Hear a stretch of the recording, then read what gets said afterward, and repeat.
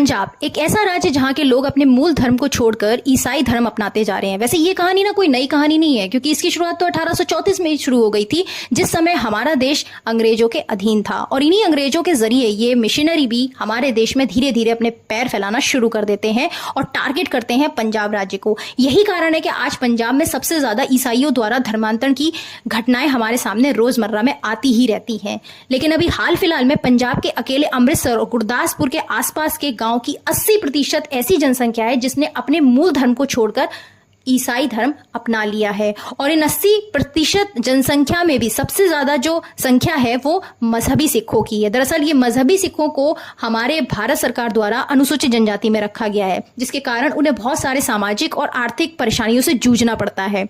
इनकी इसी कमजोरी का फायदा उठाते हुए ये मिशनरी लोग बड़ी ही चालाकी से लालच देते हैं फ्री शिक्षा और फ्री स्वास्थ्य का, यहाँ तक कि जादू टोने से लाइलाज बीमारियों को ठीक करने का दावा करते हैं और इन लोगों को अपने धर्म में कन्वर्ट करा लेते हैं। वैसे मानना पड़ेगा इस समय ये जो मिशनरी लोग हैं ना, वो हमारे पंजाब राज्य में बड़ा ही गंदा वाला समाज सेवा का काम कर रहे हैं, जिसे हम और आप अपनी आम भाषा में धर्मांतरण के नाम से जानते हैं। मुझे समझ में नहीं आता कौन सी ऐसी ग्रंथ, कौन सी ऐसी धार्मिक किताबें जिसमें ऐसा लिखा गया है कि लोगों को बगला के या फिर उनको बहला फुसला के भाई उनके धर्म से वंचित करके अपने धर्म में खींच लो। खैर ऐसी सैकड़ों नहीं लाखों कहानियां आपको देखने को मिल जाएंगी। फिलहाल मैंने अभी 2 कहानियां ऐसी न्यूज में देखी थी, जिसमें से एक व्यक्ति परमजीत नाम की औरत, उसका मानना है कि जैसे ही उसने चर्च में अपनी माँ को लेके जाती है ना, तो उसकी माँ का कैंसर ठीक हो जाता है अचानक से। हालांकि उसने अपनी माँ की कैंसर की पुष्टि किसी डॉक्टर से नहीं करवाई कि ठीक हुआ या नहीं हुआ।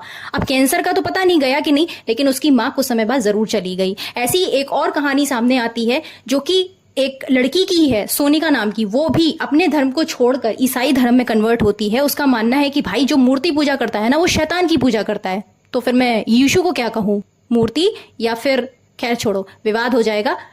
लेकिन मुझे ना 2 कारण तो दिख रहे हैं जो हम सबको अक्सर लगते ही हैं कि गरीबी और शायद अशिक्षित होने की वजह से लोग ऐसा करते हैं। लेकिन एक तीसरा कारण भी मुझे यहाँ पर दिख रहा है, और वो ये है कि हमारी राज्य सरकार और केंद्र सरकार के नाक नीचे ये सारी चीजें चल रही है। क्योंकि ये कोई 1-2 साल से नहीं हो रहा है, कई सालों से ये चीजें चलती आ रही है। बावजूद इसके भी सरकार कोई ठोस कदम नहीं उठा रही है, या शायद उठाना नहीं चाहती।